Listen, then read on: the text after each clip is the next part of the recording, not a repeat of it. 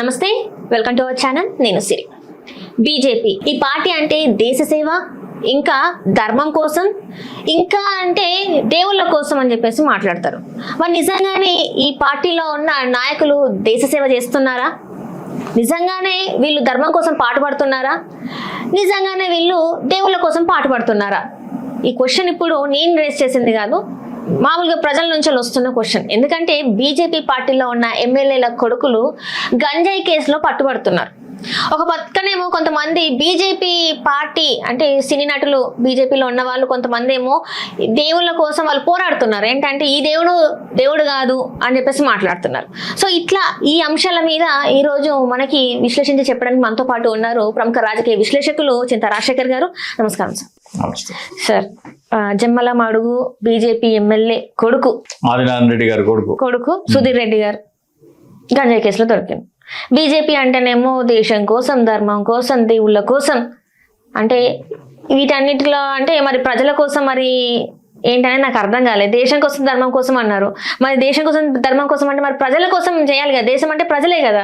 మరి వీళ్ళు ప్రజల కోసం ఏం చేస్తున్నారు అనేది ఇప్పుడు ఈరోజు వాళ్ళు క్వశ్చన్ చేస్తున్నారు. ప్రజలే క్వశ్చన్ చేస్తున్నారు. అన్నిటిని అరికడతామని చెప్పేసి అన్నారు. కానీ గంజాయిని మరి పెంచి పోషిస్తున్నారు. ఈరోజు చూసుకున్నట్టయితే వాళ్ళే దొరుకుతున్నారు. ఆడవాళ్ళని గౌరవిస్తామంటారు, ఆడవాళ్ళతోనే వీళ్ళు అసభ్యంగా బిహేవ్ చేస్తూ ఉంటారు. అసలు ఏంటి సార్, మరి ఏంటి అంటారు? దేవుళ్ళు అంటారు. ఈ దేవుడు మా దేవుడు కాదు, ఆ దేవుడు హిందుత్వ దేవుడు కాదు, సనాతన ధర్మంలో ఇది లేదు, అది లేదని చెప్పేసి మాట్లాడుతుంటారు. అసలు ఇది ఎలా చూడాలంటారు సార్? ఇప్పుడు ఆదినారాయణ రెడ్డి గారి అబ్బాయి ఇది దొరకడం మూడోసారి అంట. అవును, మూడోసారి. తెలంగాణలో దొరికినాడు కాబట్టి అది కేసు అయింది. అదే ఆంధ్రాలో దొరికితే అది కేసు కాదు. ఆ తెలంగాణలో కూడా కాంగ్రెస్ గవర్నమెంట్ ఉంది కాబట్టి, ఆయన బీజేపీ కాబట్టి వదలదు ఇక. సో అది కేసు అయింది. కేసు అయితే మరి మీరు అన్నట్టు ఈ నీతులు చెప్పేవన్నీ ఏమైపోయినాయి. ఒక్క బీజేపీ కూడా మాట్లాడతలేరు. ఆయన మీద పవన్ కళ్యాణ్ మాట్లాడతలేడు. ఎవరు ఎందుకు మాట్లాడట్లేదు? ఇప్పుడు జగన్మోహన్ రెడ్డి గారు ఉన్నప్పుడు జగన్మోహన్ రెడ్డి గారు ఆయనే గంజాయి వ్యాపారం చేస్తున్నట్టు ప్రోత్సహించారు. కంటైనర్ వచ్చిందని చెప్పేసి ఇప్పుడేమో కంటైనర్ గంజాయి కాదంటున్నారు. అట్లాగే జగన్మోహన్ రెడ్డి గారు గంజాయి వ్యాపారం చేస్తున్నారు, దాన్ని అడ్డుకున్నారు కాబట్టి డీజీపీ గౌతమ్ సవాంగ్ గారిని ట్రాన్స్ఫర్ చేశారని పవన్ కళ్యాణ్ అన్నారు.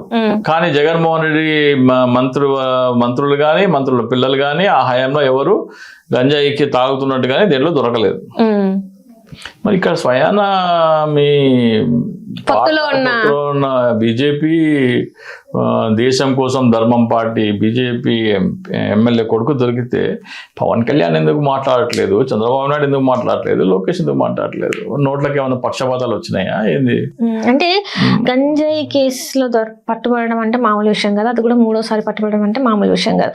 అంటే ఇది ఎన్నో సంవత్సరాల నుంచి గంజాయి కాదమ్మా, మత్తు పదార్థాలు అన్నారు. నాకు తెలిసి ఆ ఎమ్మెల్యే కొడుకు స్థాయి, ఆ స్థాయి వాళ్ళు గంజాయి తాగరు.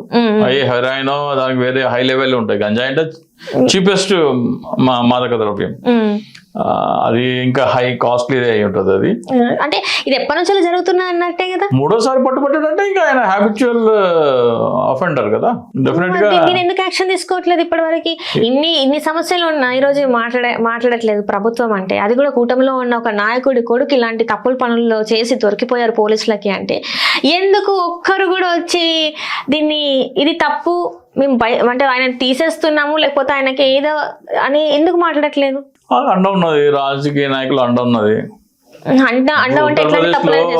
కుల్దీప్ సింగ్ సెంగర్ అని ఆయన మానభంగాలు చేసి ఆ కుటుంబ సభ్యులను హత్య చేసి ఆయనకు బెయిల్ వచ్చింది హైకోర్టు నుంచి. కానీ మళ్ళీ ప్రజాగ్రహం చూసి వెనక్కి తగ్గి సుప్రీంకోర్టులో మళ్ళీ అక్కడ వ్యతిరేకత వచ్చింది. కానీ ఆ స్థాయిలో ఎక్కడ సార్ 7 సంవత్సరాల శిక్ష లేదు, అది ఆపేసింది కదా. మళ్ళీ దాన్ని స్టే ఇచ్చింది, ఆ తీర్పు మీద స్టే ఇచ్చింది. సో మళ్ళీ విచారణ మళ్ళీ అది ఆగిపోయింది. కానీ ఇక్కడ విషయం ఏంటంటే బీజేపీ వాళ్ళు చెప్పేది ఒకటి, చెప్పేవి శ్రీరంగ నీతులు, వాళ్ళు చెప్పేందుకే నీతులు. ఒకనొక టైంలో ఆంధ్రప్రదేశ్ గంజాయికి హబ్ అయిపోయింది. కేంద్రం అయిపోయింది గంజాయికి, డ్రగ్స్కి అని చెప్పేసి మాట్లాడు. మరి కేంద్రం అయిపోయినప్పుడు దీన్ని అరికట్టాలి అనే ఆలోచన రావాలి కదా. అసలు అరికట్టాలంటే ఏం చేయాలని ఆలోచన రావాలి కదా. మరి ఏంది అంటారు, అసలు ఏం చేయాలంటారు? ఇప్పుడు అరికట్టాలంటే గంజాయి ఒకటే కదమ్మా, డ్రగ్స్ ఏదైనా సరే అరికట్టాలంటే అది కేవలం ఆంధ్రప్రదేశ్ సమస్య కాదు, దేశవ్యాప్త సమస్య. ముఖ్యంగా మహానగరాల్లో ఎక్కువ ఉంటుంది అది. ఇప్పుడు ఈ ఇన్సిడెంట్ తెలంగాణలో జరిగింది కాబట్టి తెలంగాణ డీజీపీ గారికి నేను ఒక చిన్న సజెషన్ ఇద్దాం అనుకుంటున్నాను. ఇది ఒక పైలట్ ప్రాజెక్ట్గా సజ్జనార్ గారు దయచేసి ఇది చూడండి, ఒక చిన్న సజెషన్. దీన్ని ఒక పైలట్ ప్రాజెక్ట్గా మీరు స్టార్ట్ చేస్తే మీరు హైదరాబాద్ కాదు, భారతదేశం కాదు, ప్రపంచంలోనే డ్రగ్ ట్రాఫికింగ్ని అరికట్టేందుకు ఒక ప్రత్యామ్నాయంగా ఇది అందరూ అడాప్ట్ చేసుకునే అవకాశం ఉంటుంది. ఇప్పుడు అందరూ కుక్కల్ని పెంచుతారమ్మా. కుక్కల్ని పెంచితే వాటి లాలనా పాలనా చూసుకుంటారు, పెంచుతారు. సో ఈ కుక్కల్ని పెంచే వాళ్ళకి ఏం సజెస్ట్ చేయాలంటే ఈ వాసన పసిగట్టే బ్రీడ్స్ ఏవైతే ఉన్నాయో వాటిని పెంచుకోమని చెప్పాలి. వాసన పసిగట్టే బ్రీడ్స్ ఉన్న కుక్కల్ని పెంచుకోమని చెప్పాలి. పెంచుకొని ఒక్కొక్క పోలీస్ స్టేషన్లో ఒక పోలీస్ స్టేషన్లో ఒక 5-6 డివిజన్లు ఉంటాయి అనుకోండి. ఆ పోలీస్ స్టేషన్లోకి వచ్చే వాళ్ళందరూ ఎవరి దగ్గర అయితే ఈ కుక్కలు ఉన్నాయో వాళ్ళందరినీ డాగ్ క్లబ్గా ఏర్పాటు చేయాలి. చేసి వాళ్ళందరూ వాళ్ళ డివిజన్లో ఈ పోలీస్ స్టేషన్ పరిధిలో ఎక్కడెక్కడైతే అనుమానంగా ఇక్కడ డ్రగ్స్ అమ్ముతున్నారు, డ్రగ్ ట్రాఫికింగ్ జరుగుతుంది, లేకపోతే ఫలానా ఇంట్లో ఎవరైనా డ్రగ్స్ సేవింగ్ చేస్తున్నారు అంటే ఆ ఇంటి దగ్గరికి వెళ్ళి కుక్కలను తిప్పాల. జస్ట్ తిప్పితే ఈ వాసన పసిగట్టి అవి అలర్ట్ చేస్తాయి. అలర్ట్ చేస్తే సార్ ఇక్కడ మేము ఫలానా ఇంటి దగ్గర, ఫలానా కిరాణా షాప్ దగ్గర, ఫలానా పాన్ షాప్ దగ్గర ఇక్కడ మేము డాగ్స్ని తీసుకెళ్తే మాకు వార్నింగ్ సిగ్నల్స్ ఇస్తున్నాయి కాబట్టి మీరు వెంటనే వచ్చి ఇక్కడ తనిఖీ చేయండి అని వాళ్ళు పోలీస్ స్టేషన్కి చెప్తారు. అది ఒకటి. రెండోది, ఎక్కడైతే గేటెడ్ కమ్యూనిటీస్ ఉంటాయో లేకపోతే హై రైజ్ అపార్ట్మెంట్స్ ఉంటాయో అక్కడ సెక్యూరిటీ గార్డ్ ఉంటారు కదా, ఆ సెక్యూరిటీ గార్డ్ కూడా కంపల్సరీగా ఏం చెప్పాలంటే మీ దగ్గర స్నిఫింగ్ డాగ్ ఉండాలి.